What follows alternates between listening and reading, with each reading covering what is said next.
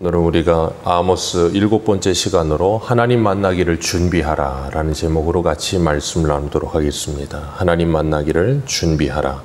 하나님께서 아모스 말씀을 통해 우리에게 말씀하시는 것은 하나님의 공의와 정의가 실현되는 나라를 만들라 하시는 겁니다.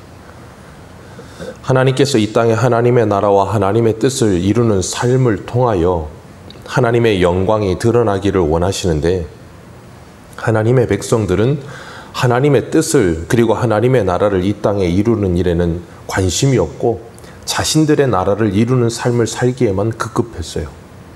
하나님의 말씀의 통치를 통하여 나라를 다스리고 모든 사람들이 움직여져야 하나님의 나라가 이루어질 텐데, 하나님의 말씀과 하나님의 뜻에는 관심이 없고 나의 생각과 나의 뜻에만 관심이 있고 내 욕심과 내 욕망을 채우는 데만 관심이 있는 거예요. 그러니까 하나님의 영광엔 관심이 없고 나의 영광을 위해서만 살아가요. 그러다 보니까 하나님과 점점 더 대척점에 서게 되는 겁니다. 그래서 하나님께서 여호수아를 통하여서 부르짖으시면서 말씀하시는 것이 무엇이냐면 하나님의 공의와 정의를 실현하라는 거예요. 그래서 우리 5장 24절 한 군데 읽어보겠습니다. 5장 24절 같이 한번 읽어봅니다. 시작. 오직 정의를 물같이 공의를 마르지 않는 강같이 흐르게 할지어다. 아멘. 북이스라엘 땅에 하나님의 정의와 공의가 이렇게 무르르듯 흘렀으면 좋겠다. 그렇게 하나님의 나라가 되었으면 좋겠다라고 말씀하시는 거예요. 그런 것처럼 하나님은 오늘날도 이 땅에 하나님의 공의와 정의가 실현되기를 원하시는 줄 믿습니다. 그래서 이 땅이 올바르게 모든 것이 진행되어지고 통치되어지며 하나님의 질서가 세워지기를 원하시는 거예요. 그래서 모든 나라들은 법과 제도라는 것이 있습니다. 그 법과 제도라는 것이 참 중요하고 그것을 통해 나라가 통치되어지는 거예요. 그래서 이 법과 제도가 잘 지켜지면 지켜질수록 우리는 그런 나라를 뭐라 그래요? 선진국이라고 하죠. 예, 선진국이라고 합니다. 돈이 많으면 선진국이라고 하지 않습니다. 그래서 우리가 중국을 보면서 선진국이라고 말하지 않습니다. 왜냐하면 중국은 돈이 어마어마하게 많습니다. 그러나 중국은 법과 제도가 제대로 되어 있지 않죠. 국민의 정서와 국민의 의식이 어느 정도 올라서 있지 않죠.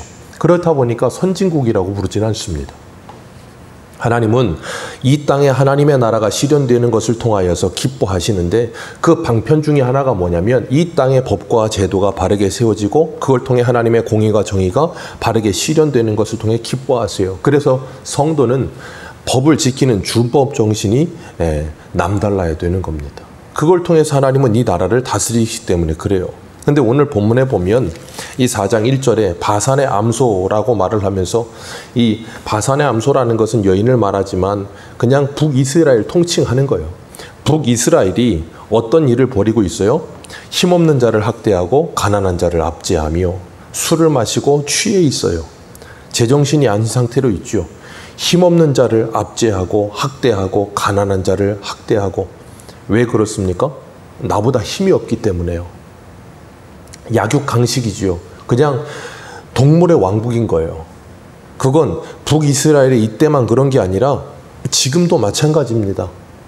사람은 그래서 항상 하는 말이 뭐냐면 힘이 있어야 된다는 거예요. 육체적인 힘을 가지던 아니면 돈을 가지던 아니면 권력을 가지던 아니면 세력을 가지던 힘을 가져야 된다는 거예요.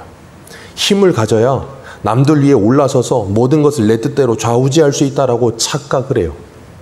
그러다 보니까 사람들은 약육강식이라서 약한 자들의 것을 강자들이 독식하고, 그래서 독점하고 무엇인가를 이렇게 독식하는 것을 굉장히 사람들은 부러워하고, 그게 바로 인간의 욕심이거든요. 그걸 하나님은 뭐라 그러셨어요? 우상이라고 부르셨어요. 사람은 심리가 죄된 본성을 가지고 있기 때문에 내가 9개를 가지고 다른 사람이 하나를 가지고 있어도 그 하나를 빼앗아서 이 9개인 곳에 하나를 채워 10개를 만들어야 만족이 온다라고 생각하는 욕심이 있어요. 그런 대표적인 사람이 다윗이지요. 하나님이 모든 걸 다 주셨는데 우리아의 아내 밧세바 하나를 보고 그 하나를 취하다가 그런 어리석은 실수도 범하잖아요. 다윗도 실수를 그렇게 범합니다. 그런 것처럼 인간의 욕망과 욕심은 하나님의 말씀을 통해 성령의 은혜로 말미암아 제어되어지고 하나님의 은혜로 충만하게 풍성해지지 않으면 자꾸 남이 가진 하나마저도 탐내는 욕심이 자꾸 생겨나요. 사람의 욕심에는 끝이 없기 때문에 그런 거거든요. 부족한 게 없는데도 그래요. 에덴 동산에서 아담과 하와가 부족한 게 있었습니까? 동산 실과를 다 주셨습니다. 부족한 게 없어요. 그런데 하나님이 하나를 금한 그 선악과, 사람의 욕심은 그렇거든요.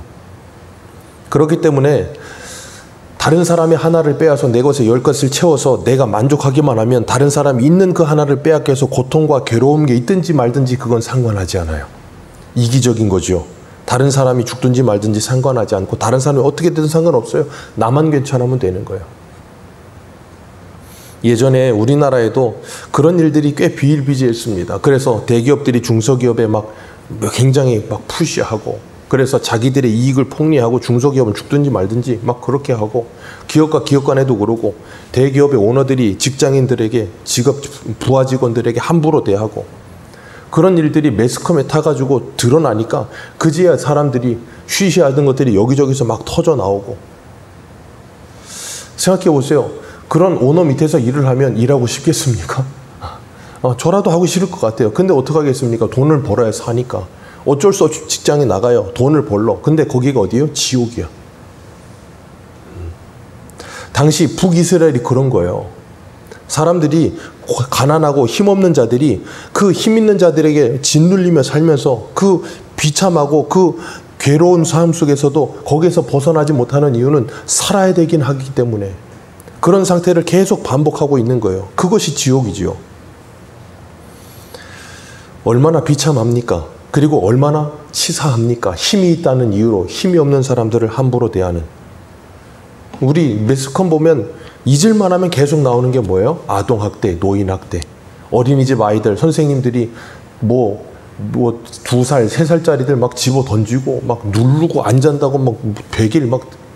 얼마 전에는 태권도장 무슨 관장이 뭐 아이 뭐 버릇 고친다고 무슨 뭐 더미 속에다가 집어넣어놓고 꺼내주지 말라고. 애가 죽었잖아요, 거기서.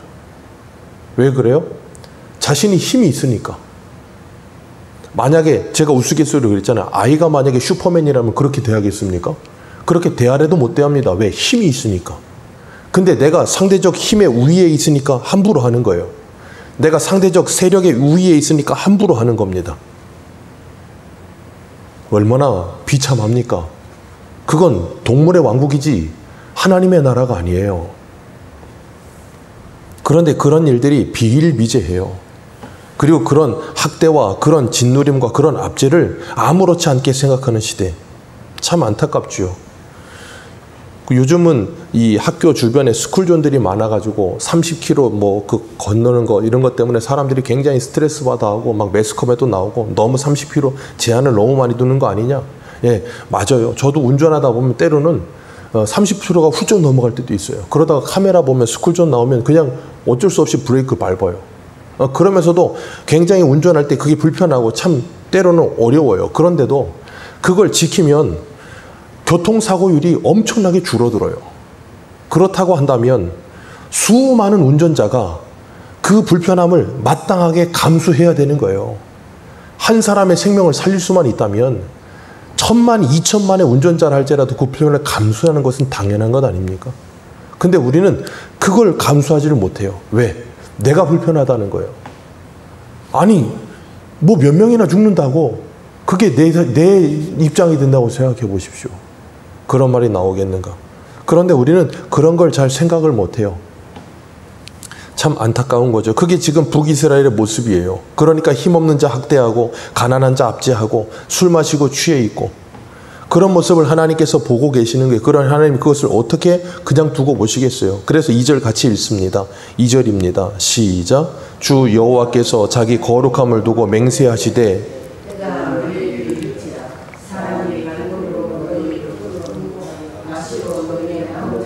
그리하리라. 아멘.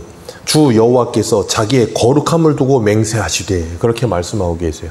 하나님께서 이스라엘을 애굽에서부터 건져내실 때 레위기 19장에 뭐라 그러셨습니까? 내가 거룩하니 너희도 거룩하라. 하나님이 하나님의 백성들에게 요구하시는 건 하나입니다. 거룩이에요. 깨끗함입니다. 왜요? 하나님이 거룩하시기 때문에 그래요. 그 거룩하심을 요구하시는데 이스라엘은 그게 가장 힘든 거예요. 그러니까 이방 나라를 따라가는 것이 좋은 거죠. 그게 본성, 죄된 본성에도 맞고. 그러다 보니까 어떻게 해요? 약자들을, 가난한 자들을 압제하고 힘없는 자들을 학대하고. 그러니까 하나님께 어떻게 하세요? 그 정반대로 그렇게 압제하고 학대하던 자들을 갈고리로 꿰고 낚시를 함과 같이 그들이 끌려가게 하시리라, 그렇게 말씀하고 계세요. 실제로 당시 아수르는 전쟁에서 승리하면 전쟁 포로를 콧뚜레 해가지고 마치 송아지 콧뚜레 하듯이 콧뚜레에서 연결해갖고 이 포로들을 끌고 갔다 그래요. 뭐 아수르까지 갈 것도 없고, 예전에 미국이, 그리고 저 유럽이 아프리카가 대륙에 가서 흑인들을 노예로 잡아갈 때 목에다가 쇠사슬하고 손과 발에다가 쇠사슬해서 끌고 가는 거 똑같은 거예요. 얼마나 비참합니까? 그런 일들이 비일비재했어요. 그리고 사람을 사람으로 취급하지 않았어요. 이유는 딱 하나입니다. 피부색이 다르다는 거죠. 피부색이 검다는 이유만으로 사람 취급을 하지 않고 노예 취급을 했어요. 뭐 그런 일들이야 우리나라에도 있고 어느 나라에든 다 있었지만 참 너무나도 비참했죠. 그렇게 극악한 일을 행하는 그들에게 주님께서 뭐라 그러시는가 하면 4절 같이 한번 읽습니다. 4절입니다. 시작. 너희는 베델에 가서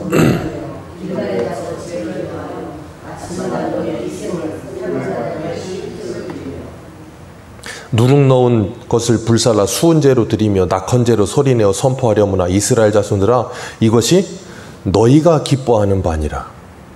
여기에 포인트가 있어요. 이들이 뭐합니까? 열심히 제사 드렸고, 열심히 11조 했고, 열심히 희생 드렸고, 열심히 수은제와 낙헌제를 드렸어요. 그런데 하나님은 말씀하세요. 그건 하나님을 기쁘시게 하는 게 아니라 누구를 기쁘게 하는 거라고요? 너희들만 기쁘게 하는 거다. 쉽게 말하면 뭐예요? 자기들의 열심을 드러내서 나 이렇게 믿음 좋은 사람이야 드러내는 그 일밖에 하지 않았다는 거예요. 믿음으로 그 일한 거 아니라는 겁니다. 하나님께 예배는 드리고 제사는 드리고 수많은 것들을 했는데 하나님이 이사야 1장에 뭐라 그러십니까? 그것은 나에게 무거운 짐이라. 나에게 무거운 짐이라. 차라리 가져오지 않았으면 좋겠다라고 말씀을 하신다고요. 그러니까 이렇게 열심히 예배 생활을 하고서 밖에 나가서 누구를 잡아온다고요? 흑인들을 잡아다가 노예로 팔아먹는 거예요. 굉장히 아이러니하지 않습니까? 하나님께 교회 와서 열심히 예배 드려요. 그리고 흑인들 잡아다가 노예로 팔아먹어요. 그 사람들을 짐승 취급을 해요. 그러면서 나는 예배 생활하고 있고 나는 저들과 다르다라고 생각을 하고 있고, 그런 인식이 지금도 미국을 지배하고 있잖아요. 그래서 지금도 노예가 해방됐고 뭐 인종차별이 미국은 아직까지 인종차별이 여전히 남아 있습니다. 없어졌다고 대외적으로 말은 하죠. 여전히 남아 있습니다. 피부색을 가지고 여전히 사람을 무시합니다. 그러면서 예배당에 가서 하나님을 믿는다고 예배를 드려요. 그걸 뭐라 그러신다고요? 너희들이 기뻐하는 일 너희들이 하고 있지 그게 내가 기뻐하는 일이냐라고 물으신다고요. 오늘 우리는 그렇지 않습니까? 나와 피부색이 다른 동남아인들을 보면 아무렇지도 않게 밑으로 보지 않습니까? 그들이 우리보다 못한 게 뭐가 있습니까? 우리나라의 동남아에서 와서 일하시는 분들 보면 학력이 짧은 사람들이 많지 않아요. 거기서 선생님 하다 오신 분도 계시고요. 제가 예전에 20대 때 공항을 지을 때 거기서 공항 지하철로 올 때 저랑 같이 일했던 저 우즈베키스탄에서 왔던 친구는 막노동을 하고 있는데 그 친구가 거기서 뭐 했냐면 선생님 하다 왔어요. 초등학교 선생님. 배울 만큼 배웠어요. 근데 돈이 안 되는 거예요. 그러니까 선생님 자리 내놓고 여기 와서 막노동을 하고 있어요. 근데 우리는 그런 사람들을 굉장히 밑으로 봐요. 은연중에 그들을 밑으로 보고 있죠. 우리는 차별하지 않습니까? 우리도 차별당하면서 굉장하죠. 백인은 황인을 차별하고 황인은 흑인을 차별하고. 이게 언제 끝납니까 이거는? 그것만 있습니까? 나보다 좀 떨어진다 싶으면, 재산이 좀 떨어진다 싶으면, 배움이 좀 짧다 싶으면, 좀 사람이 모자란다 싶으면 우리는 그들을 밑으로 보죠. 그러면서 그들을 은연중에 내 밑으로 깔아보죠. 그러면서 하나님께 예배를 드려요. 참 안타깝죠. 예전에 그 영화 카트라는 영화가 있었어요. 그게 실제 어떤 대기업 오너가 했던 일을 그냥 적나라하게 드러내는 영화였는데 그 사람이 직원들 임금 체불하고 막 그렇게 막 해가지고 어떤 대형 교회에 장로되고 거기에 막 헌금을 몇 억씩 하고 그러니까 직접 그 직원들이 가가지고 거기서 데모했잖아요. 얼마나 창피합니까? 그런 일이 이 아모스 시대에만 있습니까? 오늘날 대한민국엔 없습니까? 미국엔 없습니까? 유럽엔 없습니까? 어디든 없습니까? 다 있습니다. 그러면서 그들은 예배당에 와서 예배를 드려요. 그러니까 하나님이 그러시잖아요. 그건 너희들 기쁘게 하는 거지 나를 기쁘게 하는 것이냐? 아니라는 거예요. 얼마나 아이러니합니까? 그러니까 그들은 이원론적인 거예요. 성과 속이 철저하게 나눠져 있어요. 그래서 예배당에서의 삶과 그들의 일상생활에서의 삶이 전혀 다른 거예요. 그러니까 신앙과 생활이 분리되어 있죠. 우리는 이렇게 우리가 예배 생활하는 걸 신앙생활이라고 하잖아요. 왜 그래요? 내가 믿는 신앙과 내가 고백하는 신앙과 나의 생활이 일치하기 때문에 신앙생활이라고 하는 거예요. 근데 다른 사람들은 교회만 다니면 신앙생활이라고 착각해요. 생활은 없는데 신앙만 있는데 그걸 주님께서 가장 싫어하신다는 거예요. 그런데 그들은 그걸 하고 있어요. 그러면서 뭐예요? 예배당에 와서 11조를 해도 한 달에 한 번도 아니에요. 어떻게 한다고요? 3일마다 11조를 합니다. 얼마나 열심히 합니까? 왜 이렇게 할까요? 나 이렇게 열심히 한다는 거예요. 나는 너희들과는 다르다는 거예요. 네, 우리는 교회에 와서 그런 거 챙기는 사람들이 아닙니다. 거룩은 우리의 일상생활 속에서 이루어져야 되는 거예요. 그래서 주님께서 로마서 12장 1절에 뭐라 그래요? 너희의 몸으로 거룩한 산제사를 드리라. 이것이 너희의 드릴 영적 예배니라. 그런데 하나님께서 이렇게 그들에게 막 쏟아붓듯이 말씀을 하시고 6절부터 그들에게 하나님께서 말씀을 하세요. 뭐라 그러시는가 하면 내가 너희들에게 이렇게 재앙을 쏟아부을 거다라고 말씀하시는 거예요. 왜 재앙을 쏟아붓습니까? 이유는 하나죠. 선지자들을 아무리 보내서 말을 해도 듣지 않으니까 말을 해서 듣지 않으니까 하나님께서 회초리를 드시는 거예요. 근데 회초리를 들어도 이들이 깨달아요? 못 깨달아요? 못 깨달아요. 6절부터 해서 계속해서 하시는 말씀이 뭐예요? 너희들의 일을 깨끗하게 할 것이라. 하나님이 치과 의사도 아니고 일을 깨끗하게 하신대요. 그게 뭐냐면 그 뒤에 나오잖아요. 너희들의 처소에서 양식이 떨어지게 할 것이라. 그러니까 먹은 것이 없으니까 이가 더러워질 일이 없어요. 그렇게 먹을 것이 없게 기근이 와서 괴로움 속에 있는데 그들이 뭐예요? 내게로 돌아오지 아니하느니라. 네, 7절에는요. 추수 석 달 전에. 추수 석 달 전이면 쉽게 말하면 신명기의 표현대로라면 이른 비와 늦은 비 가운데 늦은 비가 와야 되는 거예요. 그러니까 늦은 비가 와야 그 비로 인하여서 알곡이 풍성해져서 이제 추수할 수 있는데 그때 비가 오지 않으면 이게 익고 갖고 열매가 맺혀지지 않는 거예요. 그러니까 하나님께서 그 늦은 비를 내리지 않겠다는 거예요. 그러니까 그들이 물을 마시지 못하여 어떻게 돼요? 비틀거려요. 그런데도 그들이 뭐 하지 않아요? 하나님께 돌아오지 않는다는 거예요. 그러니까 하나님께서 나중에는 깐부기장, 쉽게 말하면 깐붕이 팥죽이 쉽게 말하면 메뚜기예요. 그냥. 저 아프리카에도 지금도 초원 같은데 메뚜기 떼가 한번 나타나서 지나가고 나면 파란 잎이 남아있질 않는데요. 하나님께서 북이스라엘이 그걸 한번 쓸어버리시겠다는 거예요. 그리고 나면 어떻게 돼요? 무화과 나무든 포도나무든 감람나무든 어디에든 남아있는 게 아무것도 없는 거예요. 아예 그냥 모든 먹을 것을 차단해 버리시겠다는 거예요. 그런데도 그들이 뭐예요? 내게로 돌아오지 아니하느니라. 오늘 본문의 이 말씀을 읽으면 계시록에 있는 7 인재양, 나팔재앙, 대접재앙이 생각이 나요. 하나님께서 계속해서 재앙을 쏟아붓는데도 그들은 고통 가운데 이를 갈며 괴로워하며 혀를 깨물면서 하나님께 저주하고 대항하잖아요. 마치 바로가 10가지 재앙을 내리는데 끝까지 하나님을 대항하듯이. 북이스라엘이 지금 그런 거예요. 그래서 10절에는 뭐라 그러세요? 전염병을 보내십니다. 네, 전염병을 보내세요. 칼에 죽고 악취가 코에 찌르고 그런데도 뭐예요? 돌아오지 않느니라. 코로나 3년 전염병이 왔는데도 돌아오지 않느니라. 아무리 하나님께서 돌아오러 이 하나님께서 지금 이런 모든 재앙들을 왜 하시는 거예요? 결론은 뭐예요? 너희들이 돌아오지 않았다의 앞에 하나님은 뭘 의도해서 이걸 하고 계시는 거예요? 돌아오라는 거예요. 하나님은 그들이 돌아오기를 원해서 계속해서 이걸 하고 계시는데 그들은 뭘 해도 돌아오질 않는 거예요. 그러니 하나님이 얼마나 고통스러우시겠습니까? 그래서 11절 같이 읽겠습니다. 시작. 내가 너희 중에 성읍 무너뜨리기를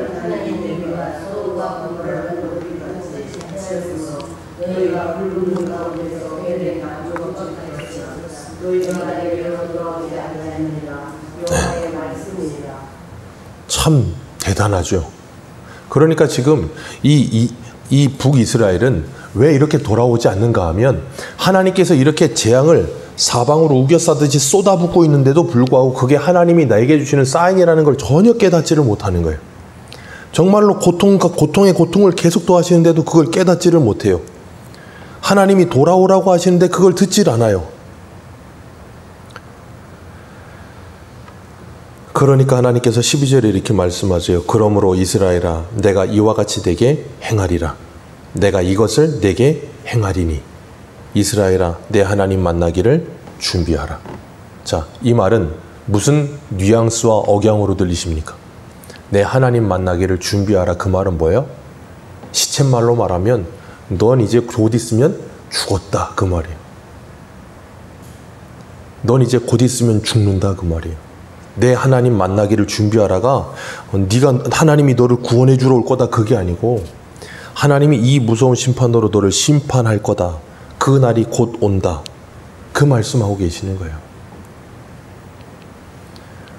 하나님께서 이렇게 무섭게 경고하시면서 계속해서 말씀하시면서 그들에게 지금도 뭘 하시는 거예요? 돌아오라 라고 말씀하고 계시는 거예요. 그러니까 이 재앙의 말씀은 이 말씀이 들리는 사람에게는 어떤 말씀으로 들리겠어요? 복음으로 들리는 거예요. 왜? 하나님께 돌이킬 수 있는 기회를 주신 말씀이니까. 이 말씀을 듣고 통회하고 회개하고 주님께 돌이키면 그게 복이니까 이 재앙의 말씀이 복이 되는 거예요. 그런데 그렇지 않은 사람은 이 재앙의 말씀이 뭐가 돼요? 저주와 욕이 되는 거예요. 그러니까 하나님의 말씀이 내게 어떻게 들려지는가를 보면 되는 거예요. 똑같은 말씀이 들립니다. 그런데 스데반이 설교했을 때 사람들은 돌을 던졌고 베드로가 설교했을 때 그들은 우리가 어찌할꼬 하며 회개를 했어요. 그러니까 똑같은 말씀이 들립니다. 그런데 그 말씀에 내가 지금 어떻게 반응하는가를 보고 있으면 내 지금 상태를 알 수 있는 거예요. 하나님께서 예레미야에게도 그러시잖아요. 하나님께서 그 백성들의 자녀들을 치며 근데 그들은 그 자녀들까지도 치시는데도 불구하고 그들은 그걸 하나님의 경계로 듣지 아니하였다라고 말씀하세요. 그러니까 하나님께서 이렇게 수없이 많은 경고를 주시고 돌아와라 돌아와라 사인을 주는데 안 돌아와요. 이유가 뭐라고요? 4절과 5절에 있잖아요. 우리들은 돌아갈 게 없다는 거예요. 왜? 이미 하나님 앞에 있다고 착각하는 거예요. 그러니까 제가 누가복음에 탕자 비유에서 진짜 탕자는 누구라 그랬어요? 아버지 옆에 있던 큰아들이 진짜 탕자라 그랬잖아요. 그러니까 둘째 아들은 자기가 나가서 온갖 세상에 쩌들어 살다가 돌아올 때는 돼지가 먹는 쥐염류도 먹을 게 없어서 아버지께 와서 종으로라도 살아야겠다는 생각으로 아버지께 돌아왔는데 그러니까 이 아들은 아버지가 환영하고 받아줘서 감사한 뿐인데 큰아들은 뭐예요? 아버지 옆에 있는데도 아들 같지가 않은 거예요. 뭘로 살았어요? 종처럼 살았어요. 그러니까 왜 쟤는 나가서 다 쓰고 돌아왔는데 이렇게 잔치를 벌어주고 나는 아버지 옆에 있는데 양 한 마리 안 주냐고. 그러니까 뭐라 그러세요? 너는 내 옆에 있으니까 이 모든 게 다 너의 것이 아니냐. 근데 그 아들은 아들로 살지 않고 종으로 사는 거예요. 그게 진짜 탕자예요. 지금 북이스라엘이 그 첫째 아들 같은 존재라고요. 진짜 탕자가 되어 있는 거예요. 그러니까 돌아올 수가 없어요. 왜? 이미 돌아와 있다고 생각하니까. 예수님 당시에 바리새인, 사두개인, 서기관 이 사람들이 뭐예요? 종교 지도자들. 예수님께서 오셔서 회개하라 그러니까 뭐라 그래요? 회개할 게 없다는 거예요. 왜? 자기들은 이미 하나님 앞에 있다는 거예요. 자기들은 이미 하나님의 말씀을 다 한다는 거예요. 그러니까 회개할 게 없고 돌이킬 게 없다는 거예요. 그게 뭐라고요? 저주요. 혹 우리는 지금 이 북이스라엘의 이스라엘 백성들과 같은 모습으로 살아있지는 않습니까? 하나님의 말씀이 들릴 때 그 말씀이 정말로 내게 경고의 말씀으로 들리며 그 말씀을 통해 하나님께 돌이키고자 하는 마음이 생겨나십니까? 하나님은 그들에게 경고하셨어요. 12절에 네 하나님 만나기를 준비하라. 그러면서 최후의 통첩을 주시면서 뭐 하라는 거예요? 이제라도 정신 차려라. 그 말씀하고 계시는 거예요. 그 말씀이 우리에게 경고로 들려진다면 우리는 우리의 삶을 돌이킬 것이고 우리의 삶을 되돌아볼 것이고 우리의 신앙을 되짚어보게 될 것입니다. 그런 사람은 하나님의 복을 받은 사람인 줄 믿습니다. 그런 사람은 오늘 주님의 말씀을 통해 내 삶을 돌이키며 그리고 내 생활을 돌이키며 다른 사람과의 관계를 돌이키며 내 가정을, 내 교회를, 내 직장을 하나님의 나라를 만들기 위해 몸부림치겠죠. 여러분, 우리가 이 말씀 4장 1절에서부터 이 말씀과 4장 4절과 5절에서의 이 말씀을 통해서 나는 혹 이런 신앙과 생활이 분리되어 있었던 사람은 아니었는가 다시 한번 돌아보시고 정말 주님 앞에서 신앙 생활을 할 수 있는 복이 있으시기를 축복합니다. 그리고 거룩하신 하나님께로 돌아오셔서 정말 그 주님과 함께하며 그 주님 만날 날을 기다리며 그 날이 우리에게 심판의 날이 아니라 하나님의 복의 날이 되도록 오늘을 주님과 동행하며 그 복을 누리시기를 축복합니다. 하나님은 우리가 거룩해지기를 원하시는 줄 믿습니다. 여러분, 하나님이 우리에게 주시는 복은 거룩입니다. 왜냐하면 그게 우리에게 가장 좋은 복이에요. 다른 복, 이 세상에서 무엇인가 누리고 사는 것, 여러분 생각해 보세요. 1절과 같이 부를 누리고 권력을 누리고 그런 게 복이라고요? 저주입니다. 이게 저주예요. 이런 부를 누리면서 그들이 가난한 자와 힘없는 자를 학대하고 있는 상태가 저주를 받은 상태예요. 근데 그들은 그걸 저주로 생각하지 않고 뭐로 여긴다고요? 복으로 여겨요. 그러니까 4절과 5절을 하고 있는 상태에서 1절을 하고 있고 1절과 2절을 행하고 있으니까 그들이 부요한 것이 복이라고 착각한 거예요. 하나님의 저주를 지금 누리고 있는데 어떤 철학자가 그런 말을 했다고 하잖아요. 나는 배부른 돼지보다 배고픈 소크라테스가 낫다. 우리는 배부른 돼지보다는 배고픈 성도가 되는 게 낫습니다. 성도로 거룩하게 사는 것이 복입니다. 하나님의 말씀대로 살아가며 참 인간답게 하나님의 형상을 회복해가며 정말 이 땅에 나를 통하여 하나님의 나라가 이루어져가며 이웃을 긍휼히 여기고 그들을 사랑하며 사랑받으며 하나님을 사랑하고 하나님을 사랑하며 받으며 이 땅에 하나님의 나라를 이루어가면서 정말 하나님 만나기를 준비할 수 있는 아름다운 성도다움이 우리에게 있기를 주님의 이름으로 축복합니다. 기도하겠습니다.